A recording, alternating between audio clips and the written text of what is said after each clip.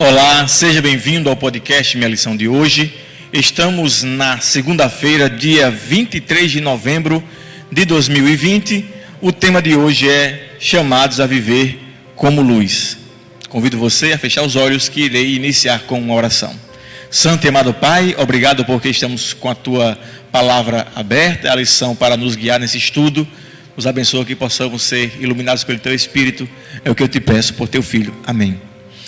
A lição de hoje tem chamados a viver como luz e ele aborda o texto bíblico de Mateus 5, do verso 14 ao verso 16, que diz que nós somos a luz do mundo e não se pode esconder uma cidade edificada sobre um monte e nem se acende uma candeia para colocá-la debaixo do alqueire, mas no velador e alumia todos que se encontram na casa. Assim brilha a vossa luz diante dos homens, para que vejam as vossas boas obras e glorifiquem o vosso Pai que está nos céus. Esse texto aqui, Juscelino, é mais um texto que fala do reino de Deus e de como os filhos de Deus podem se portar ao lidar com as outras pessoas que não são parte do reino. E exatamente aqui é utilizado a analogia, uma parábola talvez, né? Dá mais para a analogia, da luz. Então seja luz. Qual a intenção do autor, a intenção de Cristo ao trazer essa analogia para a gente? Então, levando em consideração o contexto, né, o contexto histórico por trás do discurso de Cristo, como viviam aqueles espectadores que estavam ali com Cristo, né, quase todos eles judeus, e passavam por uma vida um tanto quanto atribulada devido à presença do Império Romano, né, que trazia altos impostos a esses povos, né, um sentimento de derrota, porque um poder estrangeiro estava dominando sua região. Então, eu imagino que as trevas para os judeus eram uma coisa muito clara, né? Essa vida de sofrimento, uma vida de injustiças marcava boa parte daquela sociedade hebraica. Até os príncipes judeus se sentiam mal por viver uma vida conduzida não pelos princípios de Deus, como era na monarquia davídica, mas uma vida regida pela própria religião pagã, né? E o Sinédrio era o único órgão representativo da sociedade judaica. E eles viviam sobre a mão, né, dos romanos, então assim, eles viviam uma situação adversa. E quando Cristo fala aquilo, sejam luz do mundo, era uma situação difícil, ou seja, se humilhem mais, se rebaixem mais. Então é uma coisa assim até meio difícil de assimilar.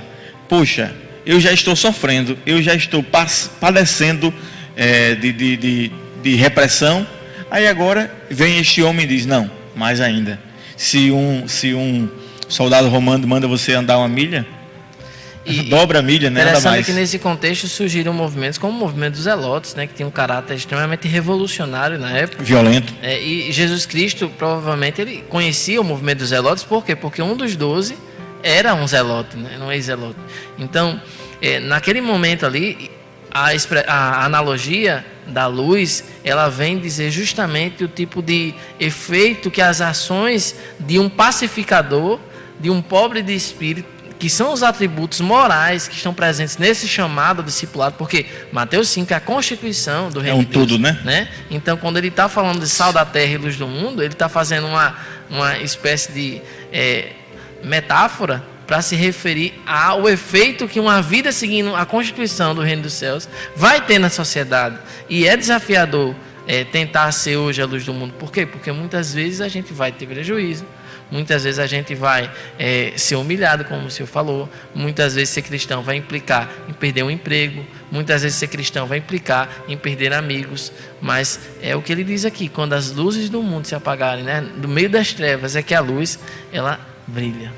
E o aspecto educacional sobre a luz do mundo, para o cristão, é a seguinte, a educação que você recebe não é educação apenas para a sua glória, é uma educação para ser repassada, e essa educação cristã que você recebe, ela servirá para que você expanda o reino de Deus, para que quando você esteja no meio da escuridão, você seja destaque. Aliás, essa sempre foi a ideia de Deus para o povo de Israel, numa missão centrífuga, né? Não centrípeta, de venha, né? Então, seja a luz e as pessoas vão perceber a tua luz. E a educação cristã é isso. As pessoas devem perceber essa diferença em nós, para que perguntem por que você é assim E a gente responde: a educação cristã não é educação egoísta, é uma educação para a glória de Deus. Eu costumo dizer, pastor, que existem dois tipos de cristãos. Existem os cristãos que vivem com Deus pelo que Ele pode dar, e tem aqueles cristãos que vivem com Deus por quem Ele é, porque reconhecem que Deus é. A diferença é que, no meio de uma situação difícil, o cristão que vive com Deus pelo que ele faz, ele sai de perto de Deus, porque ele só está com Deus enquanto ele está bem. Enquanto as luzes estão acesas, enquanto ele está no palco, está dando tudo certo, ele está ali. Primeira. Agora quando o outro tipo, né, o cristão que está com Deus por quem ele é como Jó. Mesmo que tudo seja tirado, ele vai revelar de fato por que ele está ali. Não é pelo que Deus está fazendo por ele, é porque Deus simplesmente é. Ele não consegue não aceitar a soberania de Deus e a vontade dele. Então, nossos alunos, ou a nossa educação, ela precisa ser uma educação não da barganha, não uma educação que espera que Deus faça alguma coisa para a gente, para que a gente possa corresponder, mas uma educação que nos ajude a querer refletir o caráter de Cristo, custe o que custar. E nós revelamos isso nas escolhas diárias. E a lição fala sobre isso. Cada vez que eu faço a escolha certa, eu busquei de Deus essa escolha, e aí eu sou beneficiado e glorifico a Deus. O maior benefício para aqueles que seguem a Deus é para si mesmos, né? E assim fazem sua obra. Amém. Obrigado pela sua participação de hoje, que tenha sido uma bênção na sua vida. Um forte abraço e até o próximo podcast.